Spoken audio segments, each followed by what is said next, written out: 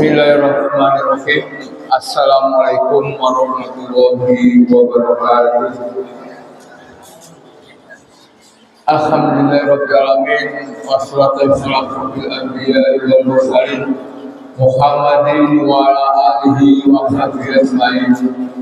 Rabbi shrah li sadri wa yassir li amri wa hlul 'uqdatam min lisani yafqahu qawli. Rabbi a'udzini an ashkura ni'mataka allati an'amta alayya wa ala walidayya wa an a'mala sholihan tardahu wa adkhilni fi ibadika sholihin. Yang saya hormati Ustaz Wahid Yasin, yang saya hormati Bapak Ajar selaku penasihat Musul Asgari, Bapak Haji Fauzi selaku Ketua Tamir, Bapak Haji Habibul Umam selaku Kisepuh Musul Asgari dan jamaah, Bapak Ibu jamaah Salat Maghrib yang dirahmati Allah. Pertama-tama mari kita panjatkan puja dan bersyukur kepada Allah Subhanahu wa taala yang telah memberikan rahmat, taufik serta hidayah kepada kita sehingga pada malam hari ini kita bisa melakukan kewajiban kita sebagai umat muslim, yakni menjalankan kewajiban kita salat maghrib walaupun suasana hujan. Alhamdulillah jemaah pagi masih penuh dan banyak, dan hujan termasuk berkah dari Allah SWT. Salawat dan salam semua kita curahkan kepada Nabi besar Muhammad Sallallahu Alaihi Wasallam dengan ucapan Allahumma sholli ala Muhammad wa ala ali Muhammad, di mana acaranya tetap kita akan dukung untuk menjalankan roda kehidupannya ini yang kami selamat, dan mudah-mudahan pada salawat nanti bisa bersama kita yang hari dan bertemu dengan beliau di surga nanti. Bapak Ibu jemaah pengajian Salat Maghrib Harus Ikhlas hari, alhamdulillah pada mulai ini pada minggu yang keempat pada bulan Desember. Tak terasa pada bulan tahun Masehi kita sudah di ujung tahun. Minggu depan kita sudah berganti tahun. Nanti nggak terasa pengajian tahun depan akan berganti tahun 2025. Mari kita dengarkan kajian dari Ustaz Wahyudi. Insya Allah kajian ini tafsir tentang muhasabah. Jadi nanti ada apa-apa yang disampaikan Ustaz Wahyudi nanti mudah-mudahan bisa menambah dan meningkatkan iman kita kepada Allah Subhanahu wa taala. Begitu dengan mudah-mudahan apa yang saya nanti bisa dengarkan dan pengumuman. Insya Allah nanti mudah-mudahan terang ada pengajian bulan purnama di Desa Proko habis Isya, dan nanti sudah terang sehingga bisa terlaksana pengajian bulan purnama di Desa Proko. Demikian Assalamualaikum warahmatullahi wabarakatuh. Bismillahirrahmanirrahim. Assalamualaikum warahmatullahi wabarakatuh. Alhamdulillahi Rabbil Alamin, wa bihi nasta'inu ala umuri dunya wad din, wassalatu wassalamu ala sayyidil awwalin wal akhirin nabiyyina Muhammad wa ala alihi wa ashabihi wa man tabi'ahum bi ihsanin ila yaumiddin. Allahumma inna nas'aluka 'ilman nafi'an wa rizqan thayyiban wa 'amalan mutaqabbalan. Allahumma rabbana zidna 'ilman wa ibu sedaya jamaah salat maghrib musalla asyhari kita berhormat Allah Subhanahu wa taala. Syukur alhamdulillah kula panjenengan sedaya masih pinarang rahmat dan nikmat sehingga kita masih bisa melaksanakan ibadah kepada Allah Subhanahu wa taala.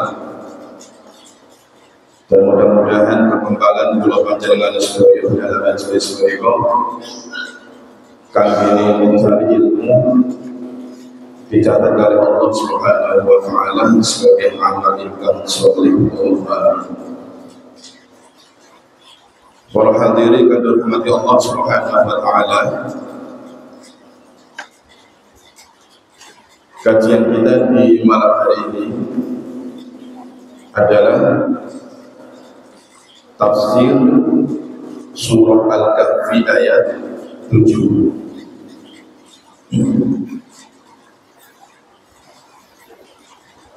Yang mana sebelum nanti akan kita bahas ayat menikah, sedikit muhasabah. Proses muhasabah itu mengevaluasi diri sendiri, menintrospeksi diri sendiri, menilai diri sendiri,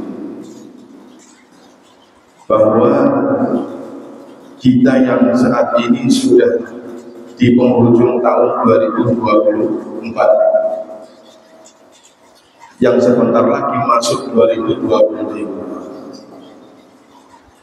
artinya tahunnya bertambah, tapi yang pasti usia kita berkurang.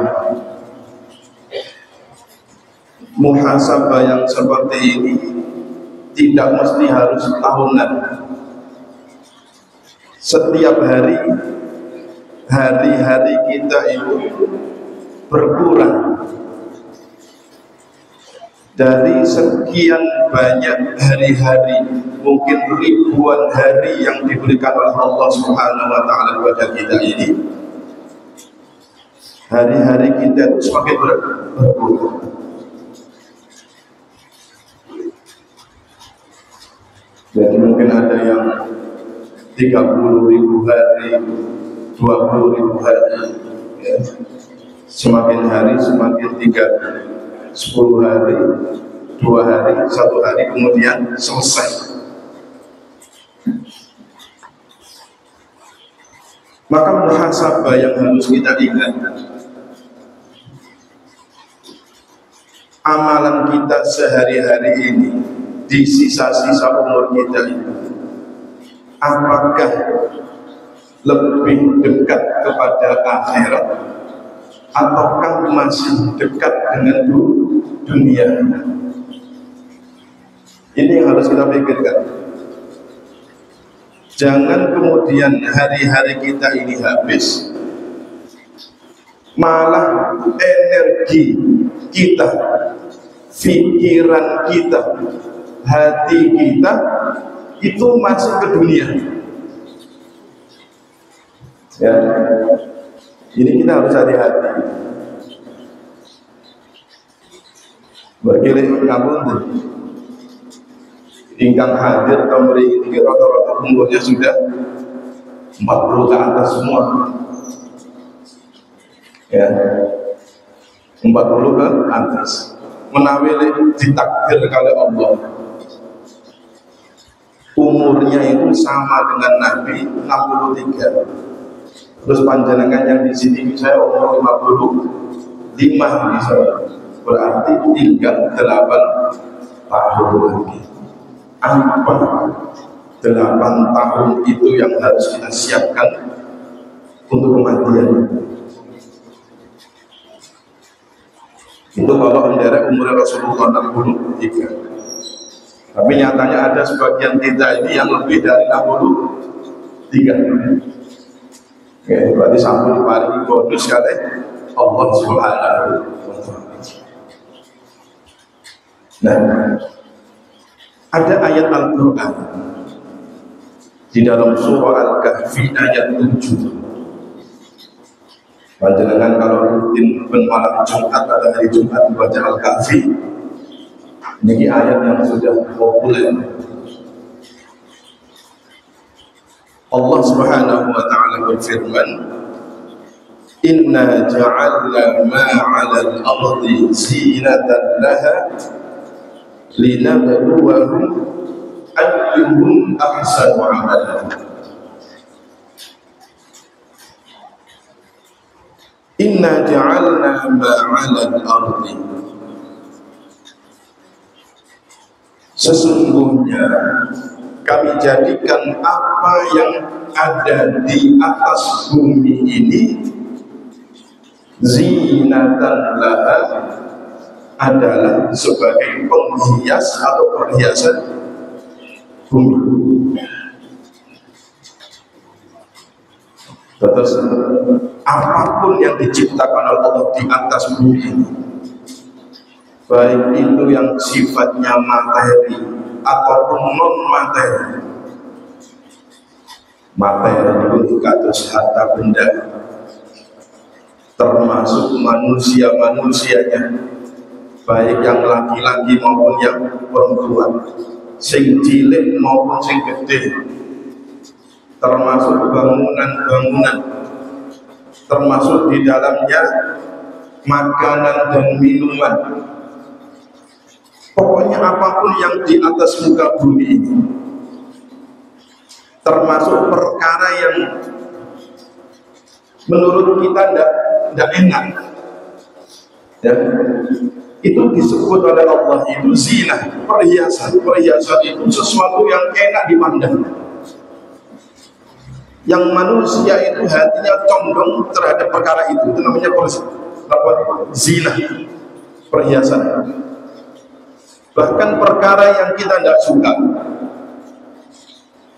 kan tentunya ini kan tidak semuanya itu yang kita suka, ada yang kita tidak suka.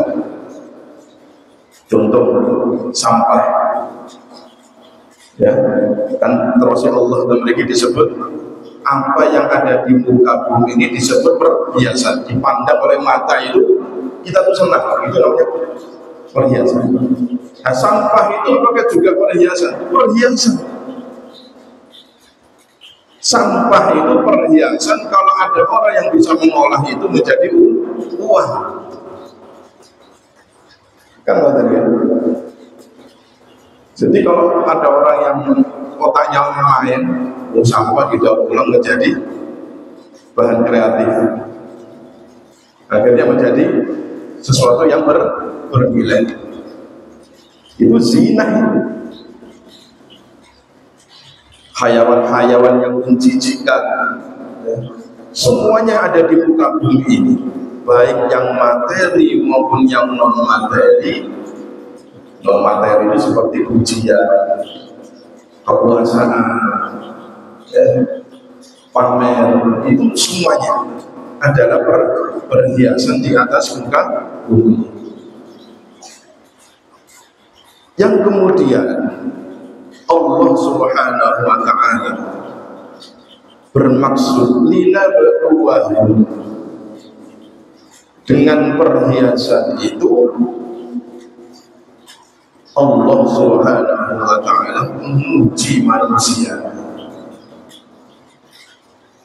ya, menguji manusia. Ayyuhum ahsanu amalan, dengan ujian itu Allah bakal tahu siapa di antara mereka ini yang paling bagus amalannya. Jadi kalau tahu dengan ayat ini, Allah Subhanahu wa ta'ala itu mengabarkan menawi dunia ini adalah perkara yang tidak baik, perkara yang tidak baik. Artinya manusia itu ketika berada di muka bumi ini dikei pais-paisan, diberikan banyak kenikmatan, ternyata ujung-ujungnya itu bukan untuk kita nikmati, ujung-ujungnya itu adalah ujian. Berarti kan itu tidak sepenuhnya kabar gembira kita di dunia ini. Terkait dengan dunia itu kita tidak ada kabar gembiranya. Kabar gembiranya itu adalah setelah akhir dari ayat itu, ayyuhum ahsanu amalan, siapa di antara kita ini ketika diuji oleh Allah ini amalannya itu yang paling bagus. Bukan sekadar bagus, tetapi yang paling bagus. Berarti Allah Subhanahu wa taala ketika memberikan dengan perhiasan-perhiasan itu, pertama, siapa di antara kita ini yang masih teguh untuk menjalankan perintah Allah? Ya. Jadi kalau yang dimaksud ahsanu amalan itu, siapa di antara kita itu yang masih berpegang teguh untuk menjalankan perintah Allah? Bagi wonten tiyang diuji dunia oleh Allah Subhanahu wa taala pun lali kali ibadah. Termasuk siapa di antara mereka itu yang paling bergegas untuk menjawab atau menunaikan perintah Allah? Sing wau sapa sing gelem nglakoni perintah Allah. Sing kedua nih, sudah sama-sama menjalankan perintah Allah, tapi siapa yang paling bergegas?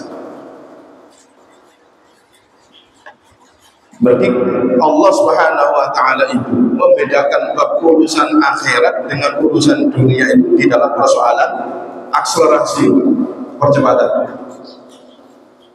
Menawi bab masalah akhirat niku Allah niku sering mengatakan, contoh, wasari'u ila maghfiratin min rabbikum, dan bergegaslah kalian, bersegeralah kalian menuju ampunan Allah, menuju surganya Allah. Terus urusan akhiratnya kita digagan bergegas. Bang surah Jum'ah itu gimana? Ya ayyuhalladzina amanu idza nudiya lis-sholati min yaumil jumu'ati fas'au ila dzikrillah. Wahai orang-orang yang beriman, jika disuruhkan kalian untuk sholat di hari Jumat, fas'au ila dzikrillah, maka bergegaslah kamu menuju zikir kepada Allah. Ini kalau urusan akhirat itu Allah menginginkan kita ini, ayo sing cepat bergegas. Tapi kalau untuk urusan dunia itu tidak diinginkan cepat-cepat tanya kayak gitu. Contoh dan surat Al-Mulk, surat Al-Baqarah. Huwallazi ja'ala lakumul arda dhalulan famshu fi manakibiha. Dia Allah yang menjadikan bumi itu untukmu mudah. Dhalulan itu mudah. Cara menungso oleh rezeki dan bumi ini tidak kira kaliran kita nih. Buka usaha lawan, insya Allah wonten usahanya akan hasil.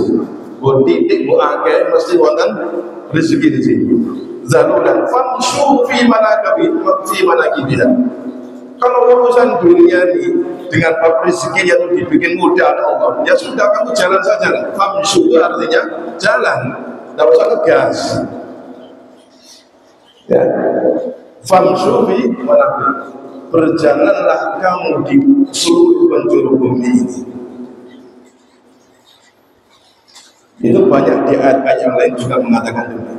Artinya Allah Subhanahu wa taala memerintahkan untuk urusan akhirat kita ini diperintah siapa di antara kita itu yang paling bergegas untuk menjawab perintah Allah.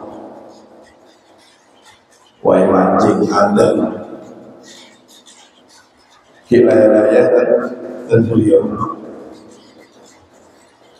nyantai-nyantai di pekerjaannya, padahal di pekerjaan itu kalau orang itu bisa ditinggal, tapi ngaboti engkau nanti tinggal mau membeli,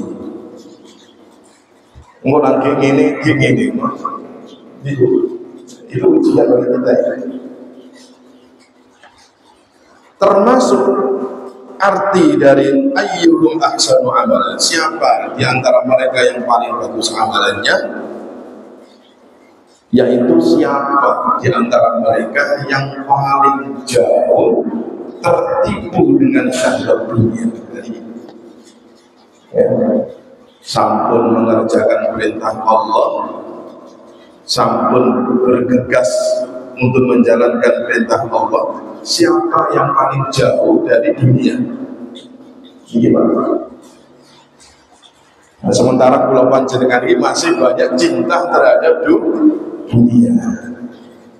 Ya. Ini ujian bagi kita. Maka niku sampun kula singgung. Kita muhasabah di akhir tahun ini, yang tahunnya bertambah, usianya berkurang. Tapi dengan usia kita itu, apakah kita lebih dekat upaya kita terhadap akhirat, ataukah upaya kita dekat kepada dunia? Ini kan bertolak belakang kita ini. Maka banyak ulama kita itu ketika menafsirkan ayat ini di kalimat ayyuhum ahsanu amalan, itu mereka mengatakan ahsanu amalan azhaduhum fiha. Yang dimaksud dengan amalan yang paling bagus itu yaitu siapa yang paling zuhud terhadap dunia. Nah, zuhud terhadap dunia itu diartikan oleh ulama yang bernama Fudail bin Iyad, yaitu tarbud dunia kulluha wa zuhud, meninggalkan dunia semuanya ini.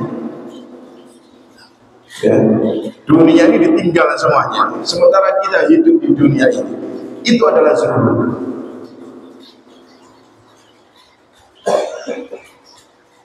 Jadi zuhud itu adalah meninggalkan dunia. Tapi makna meninggalkan dunia ini harus kita fahami dengan baik. Apa yang dimaksud dengan meninggalkan dunia? Maka banyak penafsiran dari ayat ini. Di dalam kitab tafsir Qurtubi, beliau Qurtubi ini mengambil satu pendapat, yang mana pendapat ini dinilai oleh Imam Qurtubi itu pendapat yang paling bagus, pendapat yang paling bisa kita pahami, bahwa zuhud itu tidak semata-mata meninggalkan dunia begitu saja. Ada pendapat yang baik, yaitu pendapat dari Ibnu Atiyah untuk menafsirkan ayat ayyuhum ahsanu amalan, siapa di antara mereka itu yang paling bagus amalan, terkait bab masalah zuhud, yaitu ahsanul amal, amalan yang paling baik, akhdhu bihaqqin, yaitu mengambil dengan haknya. Artinya kita hidup di dunia ini itu mengambil dunia itu dengan hak kita. Artinya dengan hak itu seperlunya, ya, seperti. Jadi tidak semua yang kita miliki, yang kita rasakan itu betul-betul kita miliki sepenuhnya. Contoh, menawi wonten tiang di rumah cukup makan satu hari itu 3 kali, makan 3 kali, itu hak dia. Maka apa yang menjadi hak kita makan 3 kali, ya sudah cukup itu makan 3 kali. Menawi wonten tiang itu cukup pakaiannya itu 5 misalnya sak setel, ya sudah pakaian itu cukup 5 setel, dienggo digelangsar sak rusane. Nah ini bihaqqin, ada bagian dari dunia yang kita merasakan tetapi seperlunya. Makanya wonten hadis Nabi, wali jasa 3 hak, ada pada dirimu itu hak, walijarika hak, ada untuk tetanggamu itu hak, ada walidhoifika hak, ada untuk tetanggamu itu tamu hak. Jadi lantas tidak kemudian mengartikan meninggalkan dunia semuanya itu kemudian tidak mau dunia, betul. Tetapi kita mengambil bagian dunia itu apa yang menjadi hak kita. Hak kita ada haknya anak yatim, ada haknya tetangga, ada haknya tamu.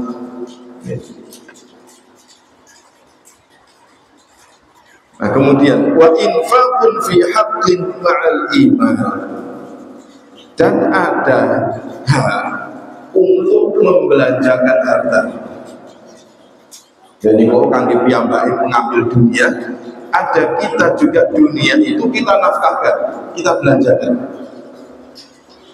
secara haknya.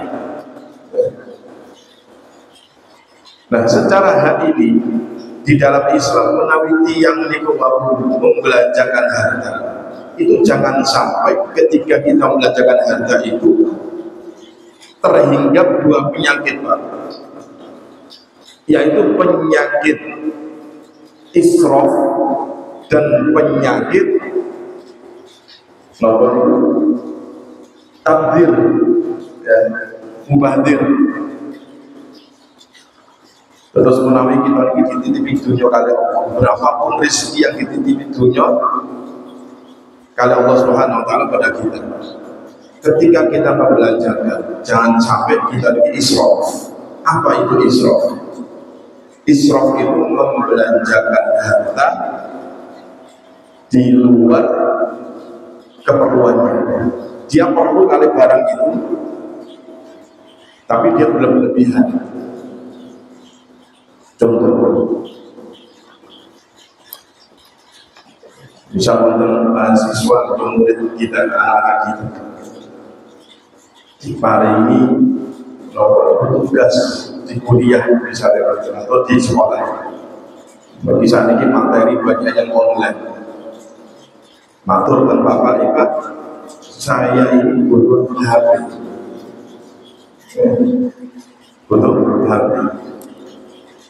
HP untuk apa? Untuk sekolah.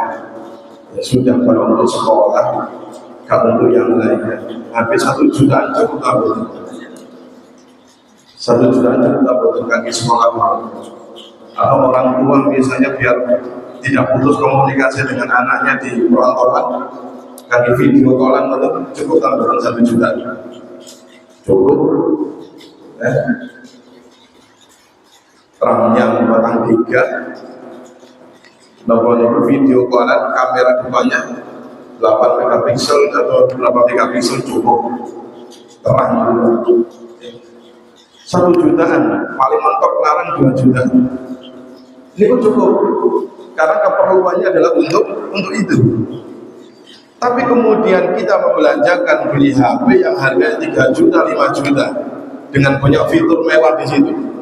Ya itu bisa. Kita sudah masuk israf berlebihan. Sementara israf itu tidak boleh. Nah, terkadang masyarakat kita itu banyak yang seperti itu, terjebak di dalam urusan dunia yang berlebihan. Bab masalah panganan misalnya, kita makan jatahnya makan cuma 3 kali, menambil wonten di luar makan 3 kali sifatnya nyemil, ya sudah cukup nyemil berapa saja. Itu yang saat ini loh. Coba kita tinggalin makanan-makanan, masya Allah, rono-rono yang luar biasa. Watasi teh mabuk, teh itu, ya wonten teh sih, masa nih sembarang kali diingatkan teh ini. Dereng malikin dijajak nonton putih online, dan itu peminatnya banyak seperti itu. Perhatian manusia terhadap perkara dunia, contoh masalah panganan, ketika dia itu mencurahkan tenaga, mencurahkan pikiran, nelisik tempundi-pundi dia menjelajahi makanan. Orang kalau sudah punya sifat nelisik, perkara dunia, berarti dia itu sudah terhingga penyakit hubud dunia, cinta dunia. Ono bakso enak digolai kok buka TikTok mana nek kene ono panganan enak dijelajah ki panganan sing durung tek boleh panganan lihat ini berlebihan seperti ini dan itu penyakit manusia sekarang. Maka kalau hati ini selalu dihiasi dengan syahwat-syahwat seperti ini dan entah-entah ini, maka kita ini akan semakin jauh dari akhirat. Tidak mikir akhirat. Nah ini maka semakin kita jauh dari perkara-perkara dunia dan mendekatkan diri kita terhadap akhirat, kita ini selamat. Ini Isra. Jadi membelanjakan harta yang kita perlu tetapi melebihi dari keperluan. Termasuk di kita dibelas itu. Banyak di antara kita nih. Bisa yang betul itu ranjini sepeda motoran. Pantas itu yang betul. Kalau dia itu misal umurnya 1,50, pantas sepeda motoran itu sudah pernah bawa umurnya 1,50 di Mio itu cocok bagi ibu ya kaum hawa sih tadi itu wedok itu dari PCI ya umurnya 1,50 gua PCI itu modelnya nyopot iku nek marung nek mandek dadak itu apa bisa dia sikile menjaga nih ini kadang masalah kita tidak memahami. Memang tidak ada larangan kita mau beli apapun motor apa cara fikih itu tidak ada larangan. Tapi kalau kita kembalikan ke adab, kita itu punya akhlak, punya adab. Perkara seperti ini masalah adab kita diikat di dalam agama kita itu dengan perkara adab, tidak pantas. Biar ditelok kali tiang ini wong wedok ngotre misalnya kalau sudah motor lama ini wedok enggak benar. Mesti pikiran kita itu seperti itu. Kan gitu. Maka pulau panjenengan yang ada di dalam rumah tangga kita mengawasi. Mulai kita ini yang lanang ya, punya kewajiban menafkahi keluarga kita. Ketika harta ini berjalan, fungsinya itu apa? Fungsinya untuk kalau seperti itu ya sudah secukupnya saja.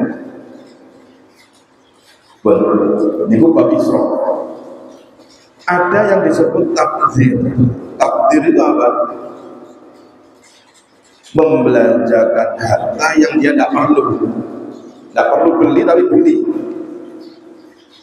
Tadi itu perlu untuk beli tetapi di luar keperluannya. Kalau takdir itu membuang-buang harta, dia tidak perlu tapi beli. Nah, kata Allah Subhanahu wa taala, innal mubadzirina kanu ikhwanasy syayatin. Orang-orang yang senengane blonjo-blonjo niku. Sing senengane ngumpul-ngumpul bekasaan. Bekasaan berarti senengane wong wedok lanang.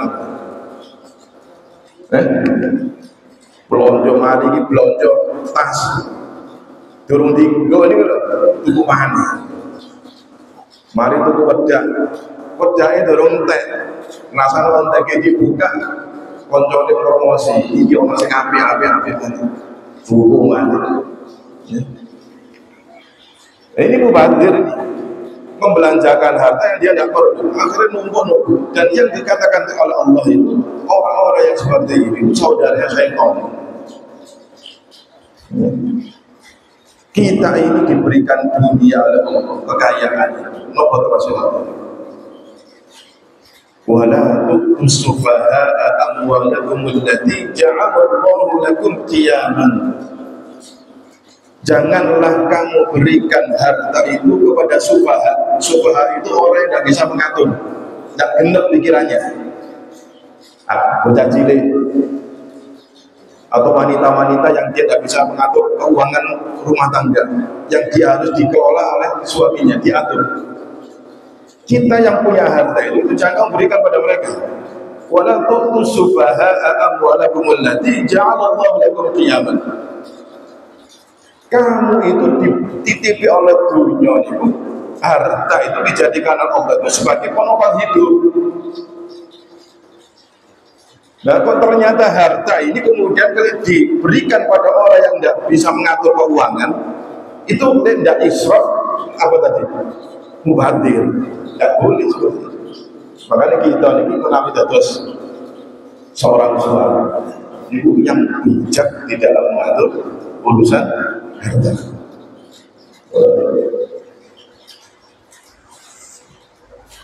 Terus akhdun bihaqqin wa infaqun fi haqqin, membelanjakan di dalam harta.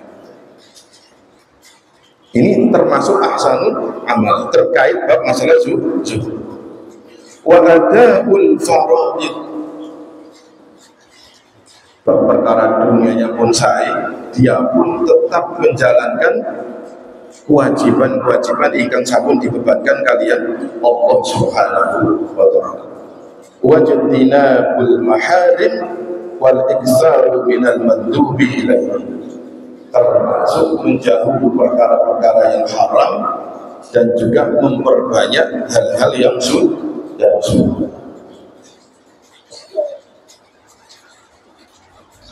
Wajtinabul maharim ini penting. Terus menawi kita ini sampun mengambil dunia, termasuk kita membelanjakan. Ketika kita mengambil dunia itu, supados memperhatikan tentang kehalalan dan keharaman dari harta tersebut. Merginya kita banyak tidak menyadari apa sih ini halal, ini haram, keagungannya yus bodoh-bodoh enak. Darah itu kalau terbangun dari perkara yang haram, darah itu kalau dicampur dari barang yang haram, itu darah nanti akan dijadikan oleh Allah itu daging di dalam tubuh kita. Lek daging ini kalau kita betul sholat, kita betul kangge ibadah, maka ibadah yang kita gunakan dengan sarana jasad kita ini mau ibadah yang kadang diterima oleh Allah. Belum lagi bincang tentang akhirat, dibentuk malih oleh Allah jasad niki karena di dalamnya itu ada perkara yang haram. Niku bincang tentang akhirat tidak bisa masuk surga, harus diresi lumen dan neraka. Ini bahayanya kita. Kalau tubuh kita itu ada perkara sing haram, maka kita harus hati-hati. Belum lagi nanti misalnya dampak dari barang sing haram terhadap keluarga kita. Makanya ada ucapan salaf orang dahulu, ulama-ulama kita, mereka mengatakan begitu. Wallahi inni la'ara syuma maksiyati fi su'i khuluqin ra'ati wa dabbati. Demi Allah, aku melihat bekas dari maksiatku kepada Allah, karena dia mengkonsumsi barang yang haram, dia bekerja yang haram. Fi su'i khuluqin ra'ati wa dabbati, di buruknya akhlak istriku dan anak-anakku, termasuk fidabadi, di tungganganku. Apa artinya itu? Menawi yang salaf mukmin, yang soleh boleh mengambil barang yang haram, dia akan melihat akhlak istrinya itu buruk, tidak bisa diatur. Padahal anak bojone itu ngaji, anaknya diniatkan dia ngaji, dia di pondok, tapi akhlaknya itu nyugo wonten tambah dia. Bojone nggih nderek pengajian terpundi-pundi, tapi apa oleh ambil bojone dan ngono. Ini lihat mungkin ada rezekinya itu sing boten halal. Wadabati dan kendaraannya, yang rumit kendaraan itu boten udah untuk, tapi dipangani dari harta yang enggak halal, akhirnya menjadi liar, enggak nurut. Kita itu dabbah itu berarti harta kita, hartanya enggak bisa awet. Nyuko. Jadi ini harus kita makanya termasuk kita mengambil dunia, membelanjakan dengan haknya itu termasuk ijtinabul maharim, menjauhi perkara-perkara yang haram. Nah ini pendapat Ibnu Atiyah yang kemudian dikatakan oleh Imam Qurtubi adalah kalam yang bagus. Supados kula panjenengan ini tidak terfitnah dengan perkara dunia.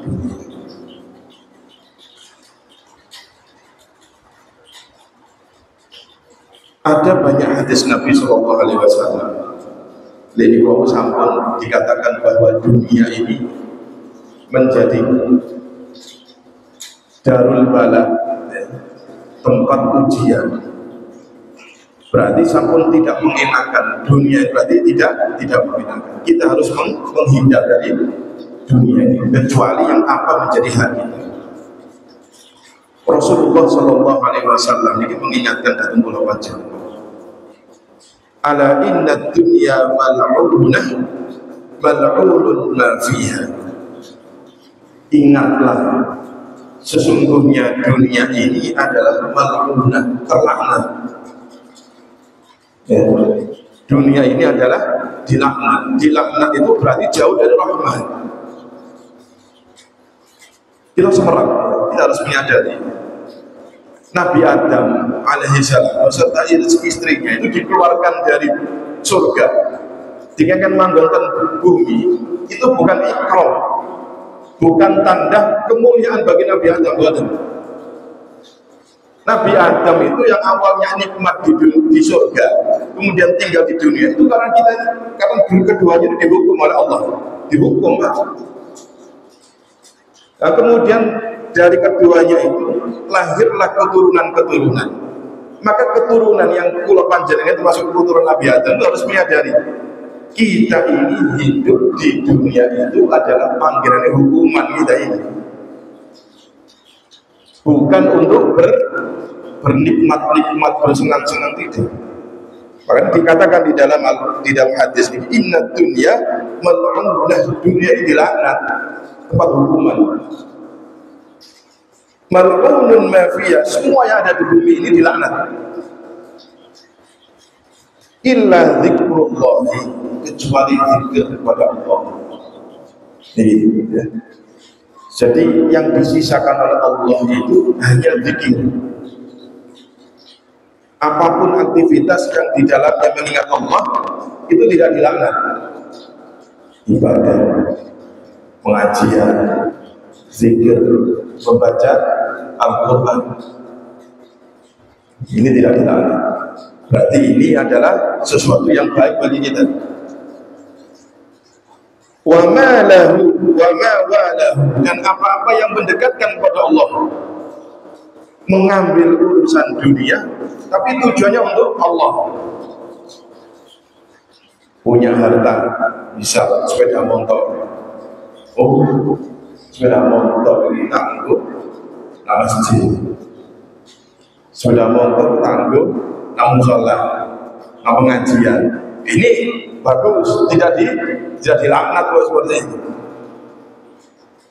Punya pakaian digunakan untuk sholat, tidak dilaknat. Kita menggauli istri, ya, tujuannya untuk menjaga harga diri misalnya, supaya tidak masuk zina, ini tidak dilaknat.